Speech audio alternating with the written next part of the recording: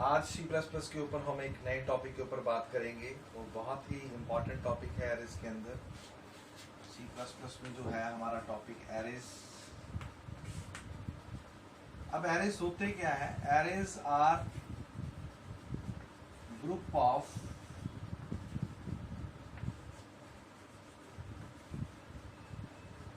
data elements having same data type.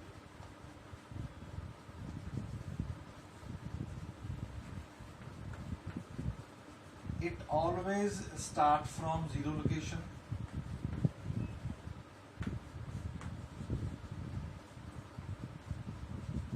इनकी दो category होती हैं. It has two categories.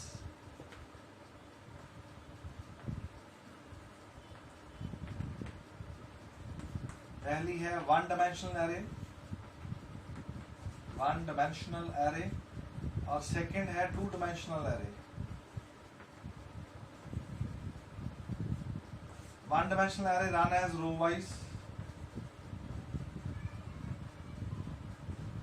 और two dimensional run as matrices.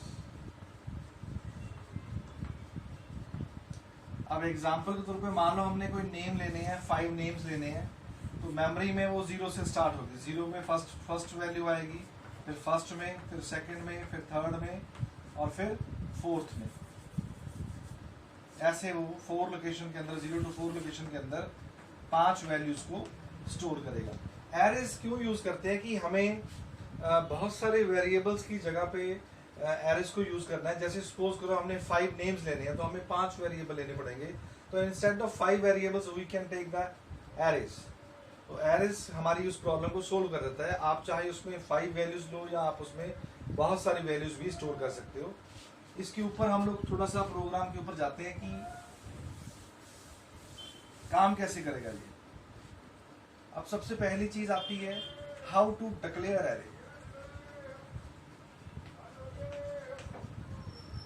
One dimensional array को declare कैसे करना है? तो हम लोग डाटा टाइप यूज करेंगे, फिर एरे नेम देंगे और फिर size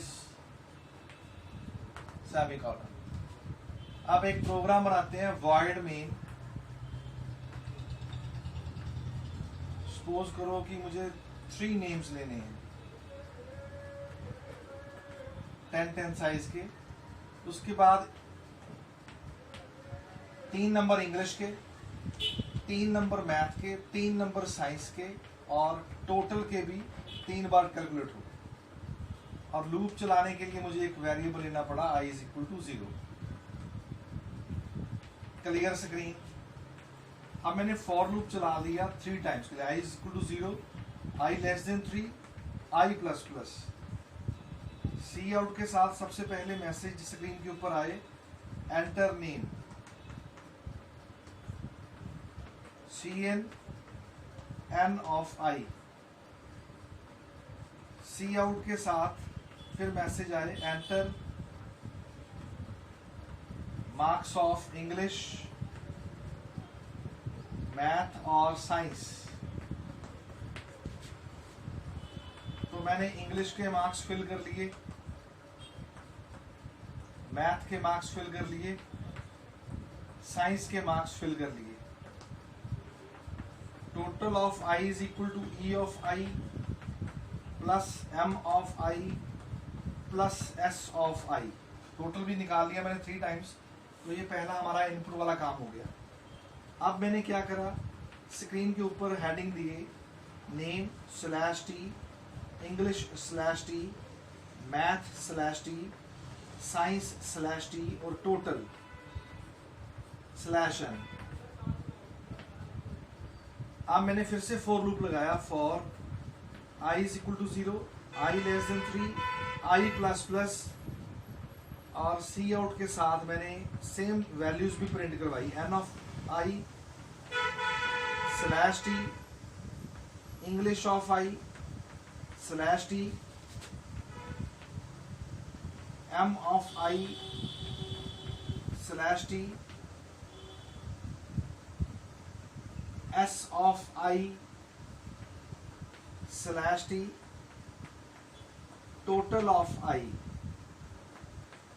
slash n, for loop close कर दिया, get C H curly braces of.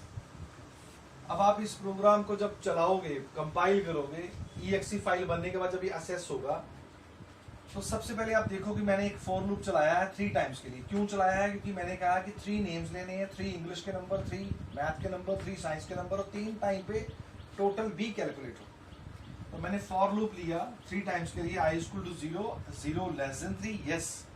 जैसे ही यस होगा स्क्रीन के ऊपर मैसेज लिखा आएगा एंटर नेम।